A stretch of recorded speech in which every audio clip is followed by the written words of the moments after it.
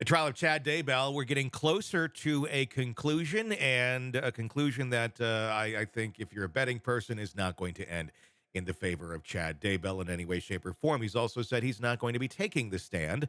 So we are left with his children trying to explain dad away. And I don't know how well of a job they actually did. We'll take a look at some of those clips. Joining me to discuss, Shavaun Scott, psychotherapist and author. Okay, kids have been on the stand. What's been your takeaway? Just how much Chad's personality has permeated that family. Hmm. He ran a cult, at least in his mind, he was running a cult, and his family was going right along with it. So his family, in that sense, was a very enmeshed form of Chad's cult, too. Very much so. I mean, when you look at the testimony of those children on the stand, it's creepy. And it reminds me also of other clips I've seen of other interviews from other cases from people who have been cult members or currently were cult members when being interviewed. Um, what is going on with that delivery? The monotone, the very much not questioning anything. Expand on that a little bit.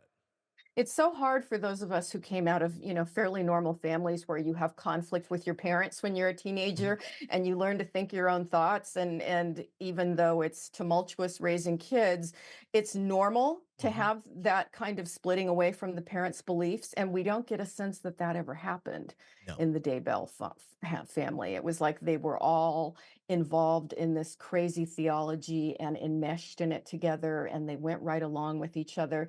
And so it's not normal developmentally. Mhm. You don't like to see families where the kids just swallow everything the parents believe without questioning. Yeah, and It's always kind of a bad sign. I think that's what we're seeing a lot of. This is Chad Daybell's daughter talking about Tammy's health, because that's been in question. Some saying she was in just fine health, but her daughter didn't believe that to be the case. Going to bed early and liking to drink that colloidal silver. Let's take a look. Her health started declining. I was really worried about it. She'd always been one to be able to meet the demands of daily life without being exhausted. And she started going to bed at like before dinner some nights. It would be like 5, 6, 7 o'clock at night. And she would sleep in too if given the opportunity. So suddenly needing to sleep a lot was very confusing to me. Were you aware of any other health maladies that your mother may have suffered from? She had anemia. Okay. Were you aware of any medications that your mother may have taken? She preferred herbal supplements. She did take the generic form of the medication Prozac. Okay. That was the only prescribed medication that she regularly took. Were there any non-prescription medications or herbs or supplements that you're aware of? Oh, definitely. She really liked using colloidal silver was her favorite. It's Slow down for me. Colloidal silver? colloidal silver. It's distilled water with particles of silver in it to the part per million. It tastes like you're drinking water out of a metal water bottle, and it can cure everything. Okay. And I say that with a smile because you really should go to the doctor instead of drinking. Calls for speculation. World. go ahead. Yep. She would use colloidal silver as an antiviral, is what she called it. So anytime she felt under the weather, she would take colloidal silver and she would. This calls for hearsay. World. Go ahead. I witnessed her drinking it and she would encourage other people in our household to do so.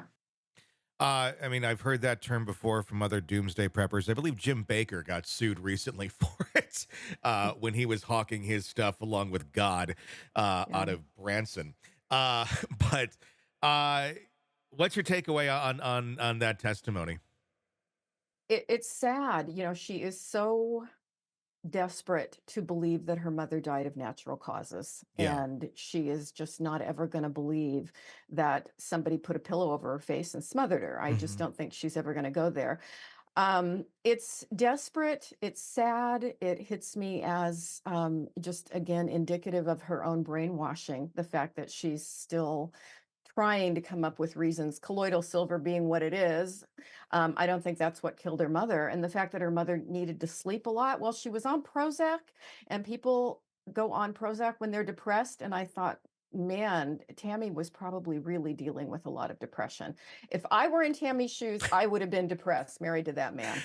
I'm surprised, and it's going to sound horrible, but I'm surprised that she didn't end it herself at some Yeah. point with Yeah. Chad Daybell being your husband. And if she's aware that it's God's plan that Chad goes and sleeps with Lori, yeah, that's called depression, and that could Exactly. lead somebody to those sort of maladies. Hey, thanks for checking out the video. Be sure to follow us wherever you download podcasts, and especially Apple Podcasts, where you can get advanced episode and premium content on our premium channel right there. Also, be sure to follow us on social media so you don't miss any breaking updates on the stories that matter to you most. We're on TikTok, X, Instagram, Facebook. Just search Hidden Killers Podcast with Tony Brueski, and you'll find us right there. Again, thanks for watching.